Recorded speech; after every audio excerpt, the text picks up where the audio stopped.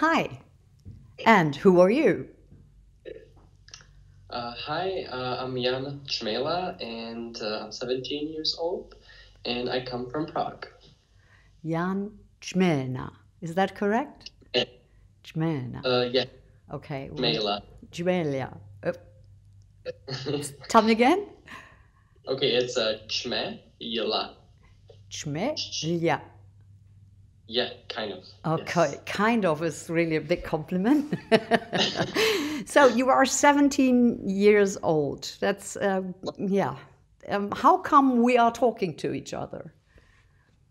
Well, actually, I totally forgot. I just turned 18, so I'm still used to the 17, but I'm actually 18. So I should correct myself. And how come we are talking? Well, we are talking because I am part of Weltklassik, and I will be playing concerts next year.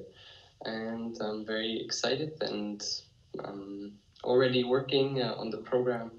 Mm-hmm. And very excited and very grateful for all the opportunities.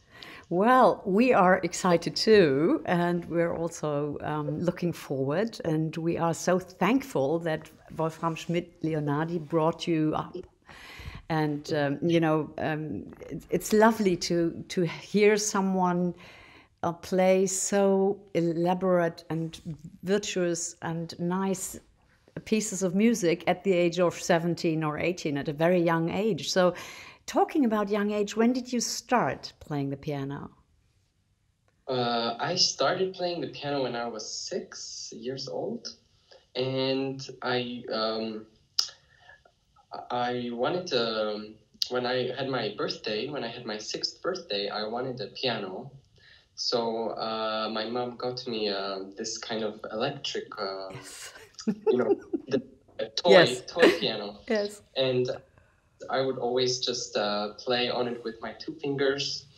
And I would play all the time, and it was annoying my whole family because I was just playing nonsense on the piano. Mm-hmm. And my mom thought that I could start learning piano, so I started taking lessons, and now we're here. But then that means you could even make more nonsense with a bit bigger piano. But how come a 6-year-old wants a keyboard? I mean, it must have been a reason, an uncle or a television or a music store. What is it? What made you come up with this strange hobby?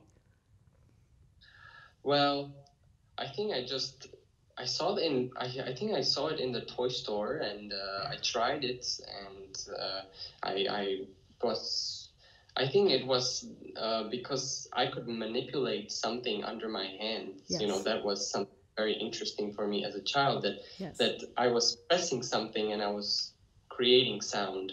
Yes. So I think that was the first actually really just fascinating thing about piano.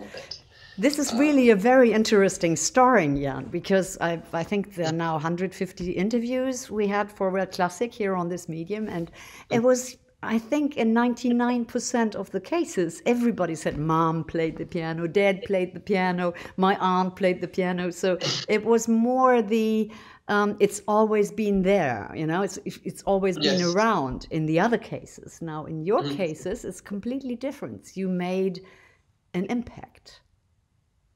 Oh, well, I mean, that's just how it happened. And my family, no one played any instrument ever. My family was, we actually skied. We went to the mountains many times. We were a sports family. Mm-hmm. Is this by profession? The sports family by profession or by hobby? By hobby. It was... but my mom is a tax advisor. But we used to go to the mountains very often, and I actually, before I started piano more intensely, I used to ski a lot, and I used to go to races. I used to ski and race with other people. Mm-hmm. And, but then I had my first piano teacher, and she told me that she thinks I'm doing well with piano and I can't do skiing and piano at the same time. That I should choose one thing that I should do like 100%, you know. It was very hard to manage the time. So she asked me what I want to do, if I want to like do skiing or piano. And my dad was also in the room and he wanted me to ski. And my teacher wanted me to play piano. And I immediately said piano. When was that? How old were you then?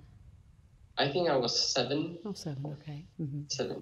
And looking back, I mean, you've been doing skiing and you've been doing piano and practicing.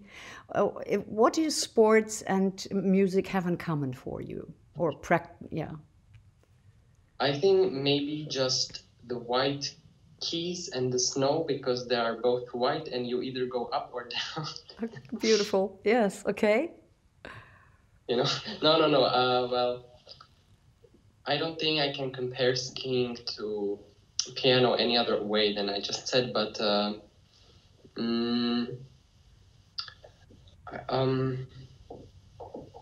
don't know. I think it's maybe I think they don't have much in common, to be honest. I think it's just the going up and down. Well, this is interesting because for me they have a lot in common, which has to do with, you practice a lot to get better. And there are competitions.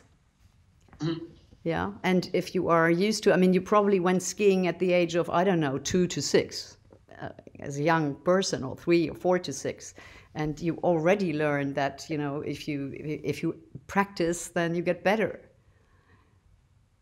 Yes. I mean, definitely, it was the more you would ski, the more you would have experience. But I think that there's so you can say that that's the same thing, that these two things share. But the difference in competing is that when you're skiing, you have a clock, and it's you just time everyone, and it's very clear. Yes. But in piano, it can be a bit different in competition. Absolutely, it's more complex. It's a little bit like, well, you know, horse riding went just to the Olympics. There were the incidents.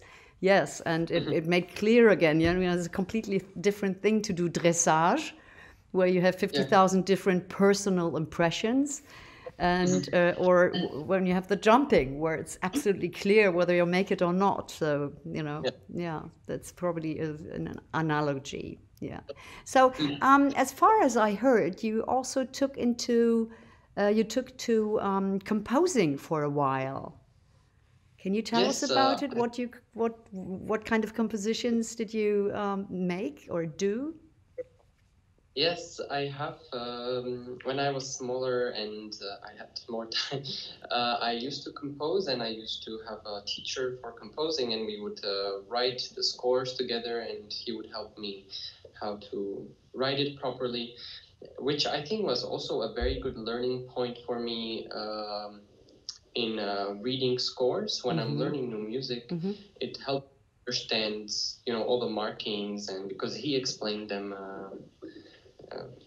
you know, that was part of the composition class. But so my compositions, I composed maybe until I was 11 or 12, 13, I think, something like that. It was only very small piano compositions, or some compositions with a singer, you know, like a accompaniment or song or something. And it's kind of one of my wishes to continue composing more. I think I would like to take it up maybe next year, or in 2 years again, as a class. But for now, I'm just kind of sticking with improvisations, and Yes, which saves you from writing things down. Yes, because I think it's very hard to write things down, to be honest. I know some composers at our school, and and it's very difficult. It takes a lot of time to. But is this still the case? I mean, I imagine that, you know, with all these apps that come up, there will be an app where you just play something and then it prints out the scores. No?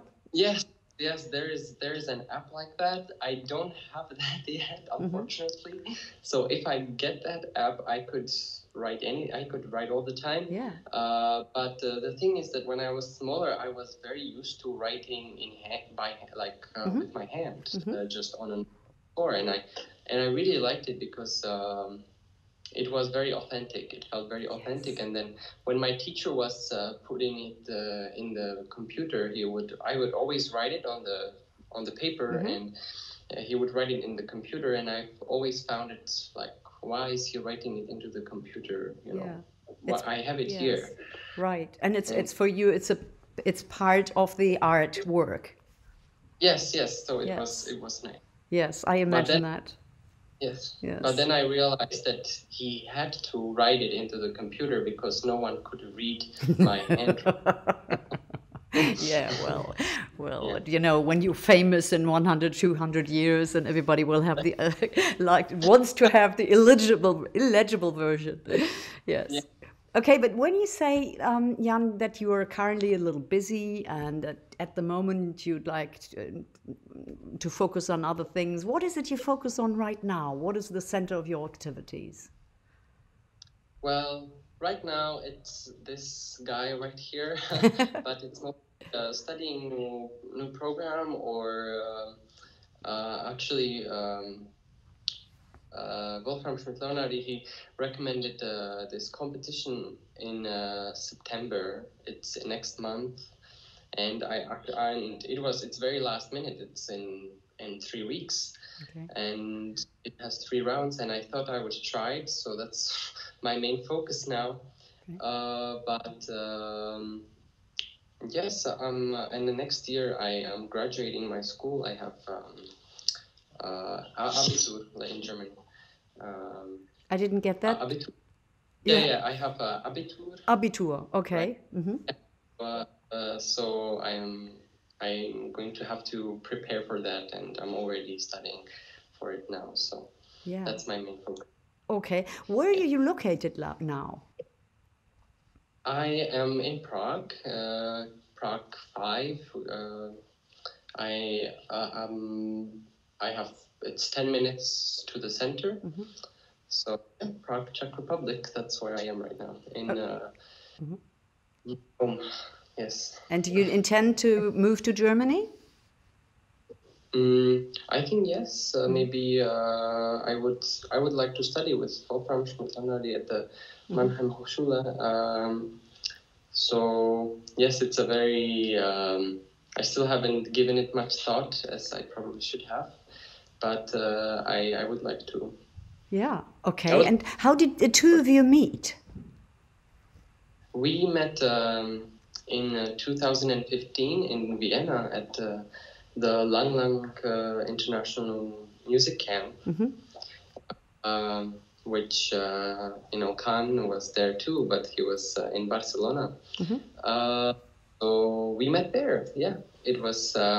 We had lessons, and I always, his advice and tips were always just like fascinating, and always like I could never think of something like this. Or so we met there, and then he last year we were talking, and he listened to me, and he offered me a place in his class in Mannheim. So yeah, I think for me, I mean, he's relatively new to us too, you know, because as a patron, he joined us this year as a patron to Weltklassik am Klavier. One of 3, but he's very active, and I very much enjoy working with him, and I owe him. I mean, he introduced you to us, and Khan, and others to follow, and that's really, it's really a wonderful person to work with. Also, my impression whenever we talk about students is that he also sees the personality very it's very important for him. He has an entire holistic approach to people. You know, it's not only someone plays the piano; it's also, you know, what kind of personality is it?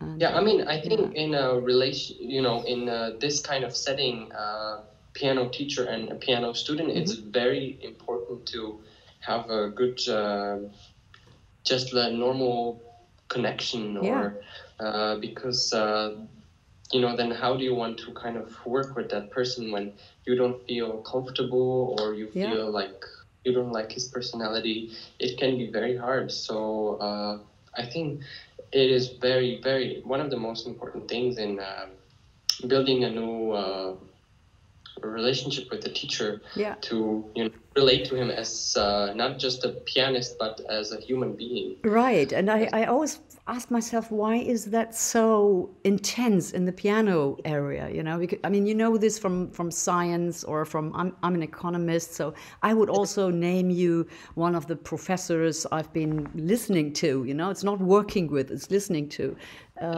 If so you would name a couple of people, but I think the working relationship between a pianist and his professor is so much more intense. Yes, definitely. I study with also a piano teacher at the Prague Conservatory, an older lady, and it's, the lessons are sometimes with Wolfram. It's very. She's actually very happy that I'm studying with him, because she's been teaching at the conservatory for almost 50 years.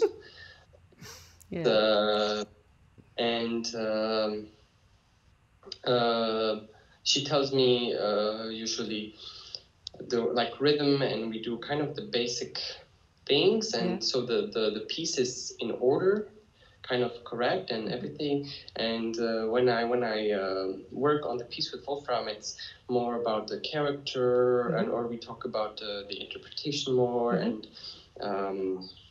the how to make it edgy and something like that. But she kind of works as a, you know, I think as a I think piano teachers have to work as a therapist sometimes too, because she knows that when my playing is a bit off, she always asks, "What's wrong? What's bothering you?" Or, you know. So, and there's also something that's, I don't know, maybe from my personal life, and then she's like, "Okay, spill it out. Like, tell me what is wrong, and we will talk about it." And she helps me, and then you know, the playing gets better, because when you're feeling like you have some problem in your personal life, it affects the playing. Yes. So that is really very intense in terms of working relationship. Yeah, that's why I think the relationship has to be very, you know, the relationship is sometimes very personal, and I was wondering about the last training, séjour en France, which you had with Wolfram and with Kahn. I've seen these pictures, you know, and I said to Wolfram, I'm so jealous, you know.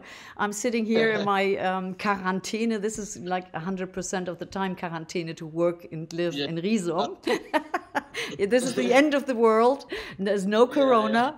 And then I saw these colorful pictures, you know, of you having fun and looking so intense and working together. So how was it?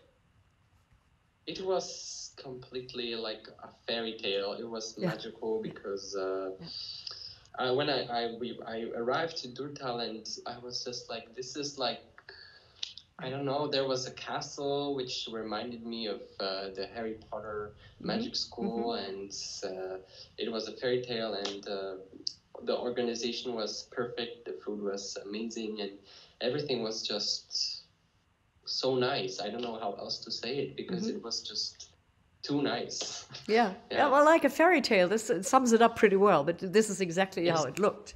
But I heard that part of the fairy tale was that you and Kahn, were you in the same room, or were you just happened to be in the cellar and you had a visitor there? Yeah. So we happened to be in a little house. castle, chateau, I don't know how to say it. But he shared a room with Dennis, and I had a room alone next to Martin from France. So, but we were all the guys. We were in one building. So it was very fun because then we would, when the concert would finish, we had 3 concerts there, and when it would finish, we would go back, and it was like 1 in the morning, and we would just play on the pianos and have like fun around, and it was really amazing. Yeah, I think I'll study piano now and try to be there next year. But didn't you have a visitor like a bat? A band? Oh, yeah, right. Yes. So the first night, I shared room with Khan and Dennis, and a bat flew into our room. Yes. So it was like a whole story because we were trying to find it, and we couldn't find it. It was very hard for us to find it. And Khan, then we were kind of freaking out. Everyone was like, how do we lure the bat out? Like, we want it out, we want to go to sleep. So then we went to the extremes, and we started coming up with ideas like, if we have cinnamon, we can lure it out. Yes, so, yeah. So, or mint, and then we just went to bed because we were too tired. We started talking, and the bat was somewhere there.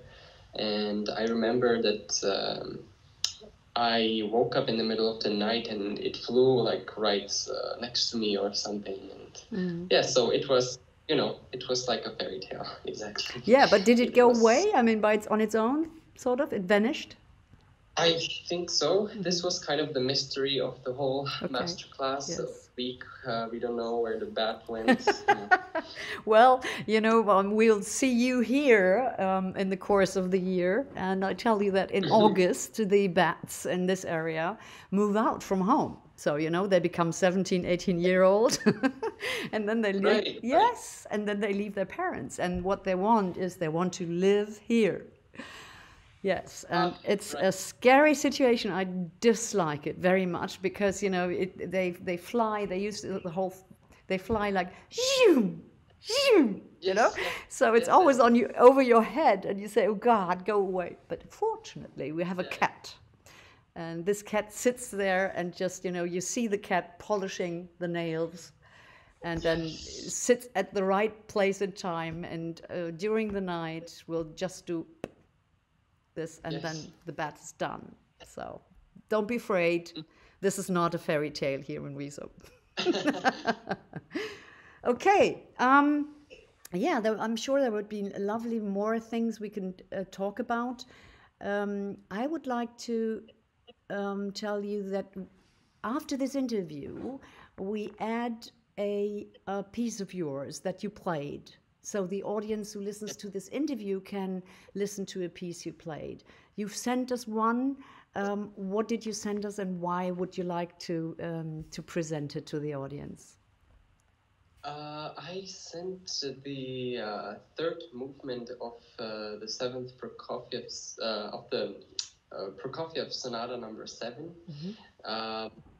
Well, first of all, I sent this piece because it's 3-4 minutes, so it's not too long, and also it's one of my favorite pieces in the piano repertoire, and it is very difficult to play, but I think that this piece shows kind of my I hope it shows my ability at the piano to play some kind of morbid pieces, I would say.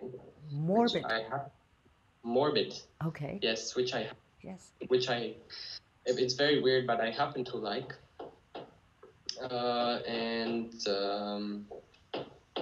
Yes, I hope the audience enjoys it. Okay. Yeah, I think I'm not sure we are able to show it because, this is the German GEMA, the composer needs to be, Yeah, I'm not sure we're able to show it. I need to check. If not, I think you have a second offer. Wasn't it Chopin? Oh my God. Yes. No. Hello, hammer. Hello, nail. We'll be ready in a minute. Oh no. There's no I problem. hope that they are not. Yeah. That would be okay. Yes. So okay, if the Prokofiev doesn't work, I can send Chopin, and I have a selection of pieces by Chopin that I can send you. Just name two so I can pick a choice. Yes. So maybe the Nocturne by Chopin. Yes, please. The Nocturne by Chopin, Opus 48, number 1. Yeah. Can you hear the... I can hear you, and I can hear the knocks, and we're almost done. I just said, you know, Nocturne would be lovely because our audience just very much loves Chopin and Nocturne. So that would be lovely if you could send it again, and I can take it in case this doesn't work. Yeah, and it was really a pleasure talking to you, and I'm getting you to know live on the piano rather soon. I'm looking forward to that. I thank you for your time. I wish you real fun with your renovation works behind while you practice the piano. Why now? Why now? And I'd like to say thank you also to the audience who's listening now. They have been extremely supportive during this Corona time and sent some money to share the production cost of these videos, which we then forward to the pianist. Yes, so let's thank them for their contribution. Have a nice day, Jan, and talk to you soon. Have a nice day too, and thank you for the interview, and I'm very much looking forward to playing, and I think it's going to be a wonderful year, and let's hope that Corona will allow us to play and share art and music. Thank you for inviting me. Thank you. Bye-bye. Bye.